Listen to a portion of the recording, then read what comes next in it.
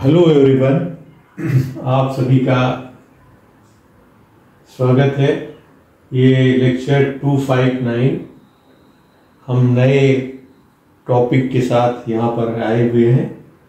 तो आपको जैसे मालूम है, डबल इंटीग्रेशन से हम लोग डिफ्लेक्शन और स्लोप को फाइंड आउट करते थे। तो उसी का एक एक्सटेंडेड रूप है। ऑटो मोहर, जो कि जर्मन के सिविल इंजीनियर थे, 1868 में इसको उन्होंने इजाद किया था। तो ये हमारे लिए काफ़ी मददगार है इस तरह से, इस सेंस में कि इसको काफ़ी इजी मेथड कर दिया है, जिससे आप स्लोप और डिफ्लेक्शन दोनों को फाइंड आउट कर सकते हैं। तो इसमें आप ये समझिए कि कंजुगेट बीम का कंसेप्ट उन्होंने दिया। तो कंजुगेट बीम का मतलब ये हुआ कि ऐसी बीम जिसका लोडिंग जो है वो M/EI से गवर्न हो रही हुई। मीन्स जैसे आपका सिंपली सपोर्टेड बीम है और उस पर कोई भी लोडिंग है, उसका बेंडिंग मोमेंट डायग्राम आप ड्रा करें, तो जो बेंडिंग मोमेंट डायग्राम होगा उसको 1/EI से मल्टीप्लाई कर दें। इसका मतलब कि मोमेंट मल्टीप्लाई बाय 1/EI से आपको क्या है, एक जो थिकनेस का डायग्राम या वॉल्यूमेट्रिक या एरिया वाइज बनेगा, उसका सहारा लेकर के उसकी मदद से डिफ्लेक्शन और स्लोप फाइंड आउट करने की कोशिश की गई है।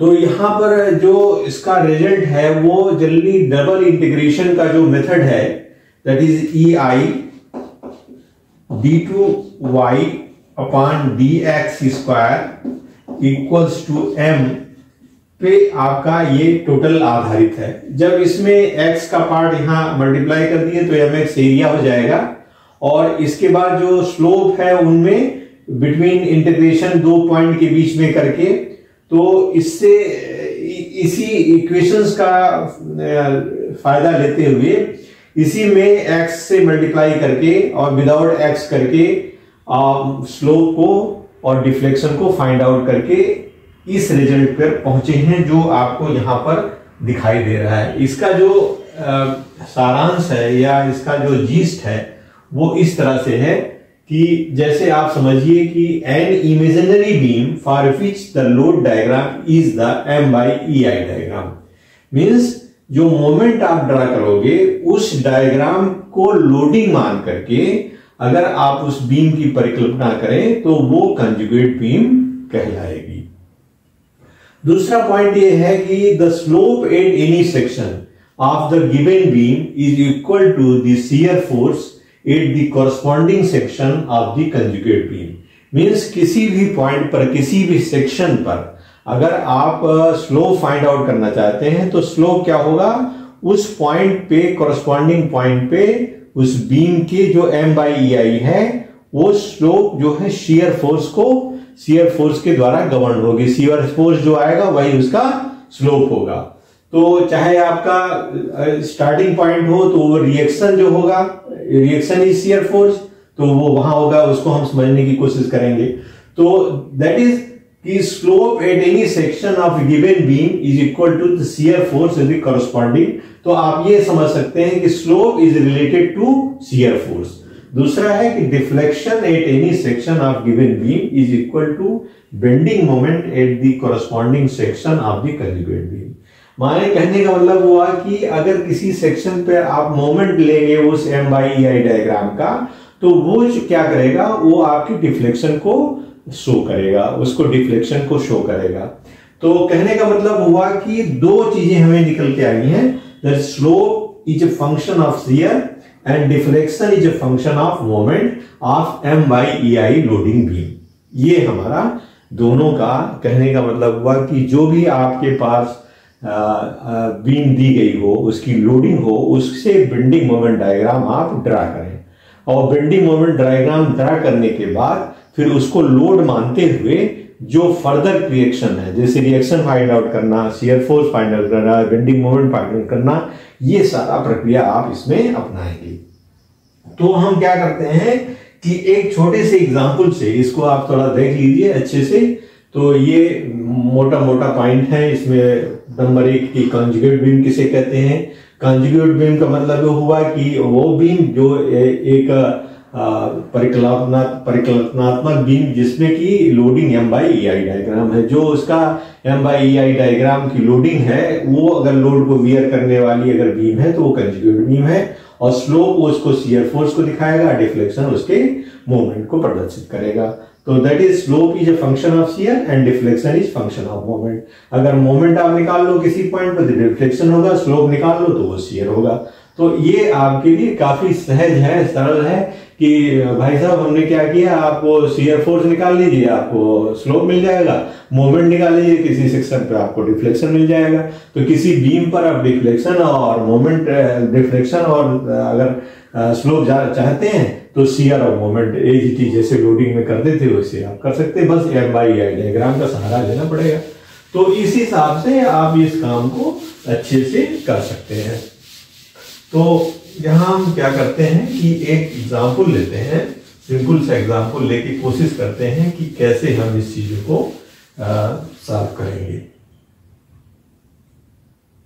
तो सपोज करिए कि आपकी एक बीम है, बीम पे आप सिंपली सपोर्टेड है, सपोज करिए ये पॉइंट है और ये बी पॉइंट है, इसके मिडिल में एक आपका लोडिंग है, मान लीजिए ये W लोडिंग है और ये डिस्टेंस आपकी L/2 है और ये डिस्टेंस आपकी L/2 है, टोटल डिस्टेंस आपकी L है, ठीक है, ये लोडिंग आपकी है। तो अब आप ये इसमें देखो कि इसका अगर सबसे पहले स्टेप नंबर 1 पे क्या करेंगे कि इसके जो है बेंडिंग मोमेंट डायग्राम हम ड्रा करेंगे। तो इसमें आप जैसे आपका ये बेंडिंग मोमेंट डायग्राम क्या होता है, अगर आप इसका करेंगे तो BA बराबर BB इस सिंपली के लिए W/2 हो जाएगा, ठीक है, W/2 हो जाएगा, BA और यहां पर जो मोमेंट होगा तो WL/4, इस पॉइंट पे WL/4, तो ये आपका हो गया WL/, यू कैन से अगर इसमें स्मॉल से लिखें /4 आपका यहां पर आ जाएगा। अब स्टेप नंबर 1 में आपने क्या किया कि एक बेंडिंग, स्टेप नंबर 1 में ड्रा बेंडिंग मोमेंट डायग्राम आपने ड्रा कर दिया, जो भी लोडिंग दी गई है BA निकाल के। स्टेप नंबर 2 में क्या करेंगे, स्टेप 2 में क्या करेंगे कि now convert this bending moment into M/EI diagram. EI diagram में आप इसको तब्दील कर दीजिए, इसको बदल दीजिए, ठीक है। तो इसमें क्या किया हमने, कुछ नहीं किया, इसमें इस चीज को हम यहां इस तरह दिखा दे रहे हैं कि ये जैसे आपका इसकी कोई थिकनेस में हम नहीं परिवर्तन है, ये कुछ M/EI डायग्राम आपका हो गया, सपोज करिए M/EI डायग्राम हो गया। तो M/EI डायग्राम क्या हुआ कि जो M है उसमें EI से डिवाइड कर दिया, तो WL/4 EI हो गया आपका। This is your M/EI diagram, ये आपका EI डायग्राम हो गया, ठीक है, EI डायग्राम हो गया। तो आप क्या करोगे फर्दर क्या करेंगे आप इसमें, further find BA and BB find out कर लीजिए, BA BB फाइंड कर लीजिए, ये स्टेप नंबर 2 है, स्टेप नंबर 2 आपका आ गया। तो आप BA BB फाइंड आउट करेंगे तो क्या है, दिस इज लोडिंग, तो ये आपका ये पॉइंट है, this is A, this is B, this is B and this is मान लीजिए आपका C पॉइंट है। तो यहां पर क्या है, एरिया क्या है, area will be area equals to load. तो एरिया कितना है, that is W height 4EI multiply by length by 2, this is area, WL/4 height multiply by L/2, this is area, this is W L² upon 8EI, This is area, this is area, this is area. So this is total load. This is area means total load equals to our area, that is W L square upon ATI. तो load BA plus BB बराबर W L square upon ATI। लेकिन by symmetry क्या है, क्योंकि बीच में loading है, BA बराबर BB है, इसलिए 2BA equals to WL square upon 8 EI, या आप कर सकते हैं कि BA इक्वल्स टू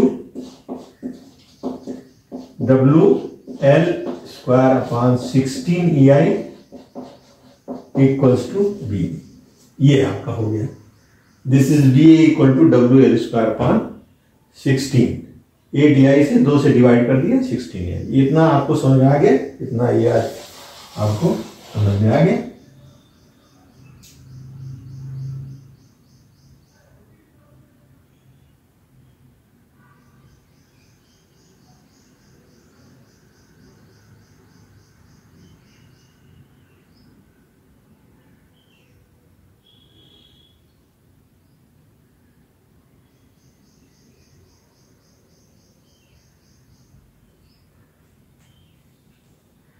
तो ये चीजें हमको समझ में आ गई। हम थोड़ा मिटा दे रहे हैं यहां पर और यहां पर काम करते हैं।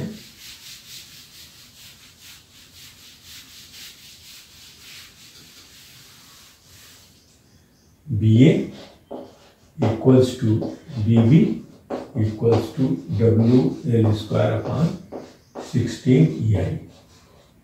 तो ये BA BB जो होंगे, BA मीन्स कहा गया है कि the shear force 8A, so shear force 8A ये है, इसलिए BA means IA equals to WL square upon 16 EI। अगर इसको पॉजिटिव मानते हैं तो आप ये 16 I हो जाएगा, और BB क्या हो गया, negative shear force 8B equal to IB equals to you can say WL square upon 16 EI numerically. और वैसे तो शियर फोर्स में क्या होगा, निगेटिव हो सकता है। तो ये डायग्रामेट्रिकली आप देखोगे तो IA IB मींस ऐसे जो डायग्राम में आपका आएगा इस तरह से। तो this is your diagram in this way. मान लीजिए ये और ये एंगल आ रहा है, दिस इज थीटा IA कर सकते हैं, दिस इज IB। तो आइए जो this is if it is going from this is anti clockwise and this is going like this. तो anti clockwise is taken positive, anti clockwise positive और clockwise negative. So this is clockwise, right, and this is anti clockwise. So this is IA is positive and IB is negative. ये हो गया आपके slope यहां पर हो गया, that is IA and IB। इतना आपको समझ में आ गया, दिस इज ओके। अब आप क्या कम करोगे, अगर मान लीजिए किसी C पॉइंट पर आपको या किसी भी पॉइंट पर आपको डिफ्लेक्शन फाइंड आउट करना है, तो क्या होगा, डिफ्लेक्शन 8C, इसको मिटा दे रहे हैं। अगर आपने इसको विजुलाइज कर लिया तो डिफ्लेक्शन 8C हम लोग फाइंड आउट करने की कोशिश करते हैं। Now deflection 8C is nothing, moment of LHS left hand side 8C। Moment क्या होगा, moment 8C equals to BA into L/2 minus this area means WL/4 EI, W/4 EI into L/2 into 1/2, right? This is this distance, this is W area, this triangle area क्या हो, WL/4 EI into L/2 divided by half. This is area, area multiply by the distance 1/3, L/2 into 1/3। ये clear है? Clear है? This is load is this much, this load is area of this thing. The area is height h into L/2 into 1/2, 1/2 height into base. तो h equals to h बराबर कितना है आपका? that is WL/4EI है, और into L/2 कर दिया, into 1.5 कर दिया। तो ये क्या है आपका लोड, जो एरिया है लोड आ गया। लेकिन ये लोड कहां काम करेगा? इससे 1/3 पर या इससे 2/3 पर, इसलिए 1/3 पे काम करेगा। तो 1/3 ऑफ L/2 से हमने इसको मल्टीप्लाई कर दिया, तो C पॉइंट पर आपका मोमेंट आ गया। तो आप इसको ध्यान दीजिए, this is H L/2, this is okay. तो यहां पर आप इसको निकाल लेते हैं। BA कितना है? BA is equal to WL² into L/2 minus ये हो गया WL²/16EI इंटू L/6, ठीक है, L/6।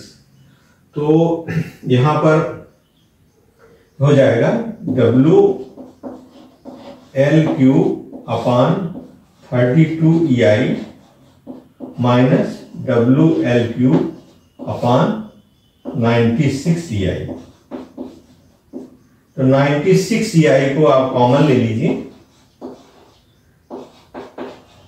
96 32 इंटू 3, तो ये हो गया 3WL³ minus WL³ equals to 2WL³/96EI।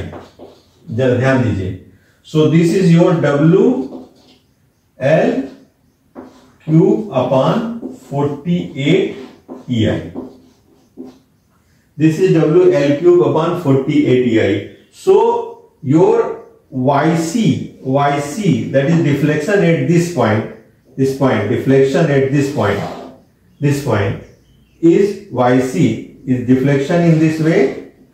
This is deflection, this is deflected shape of the beam. So there's this point, this is your YC, this is your point, this is your YC, that is maximum deflection at this is WL³/48EI।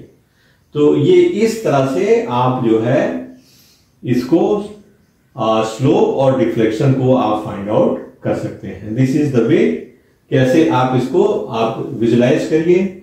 Very simple, आप पहले moment diagram डाल करिए, EI से divide करके इस diagram को create कर लीजिए। उसके बाद इसको लोड मानते हुए इस एरिया को कैलकुलेट करके दोनों में हाफ हाफ कर दिया हमने, और उसके बाद यहां पर आईए और आईबी पे स्लोप निकल जाएंगे, और स्लोप के बारे में हम आपको डिस्कस किए थे, और इसी तरह से आप इस डिफ्लेक्शन को भी फाइंड आउट कर सकते हैं।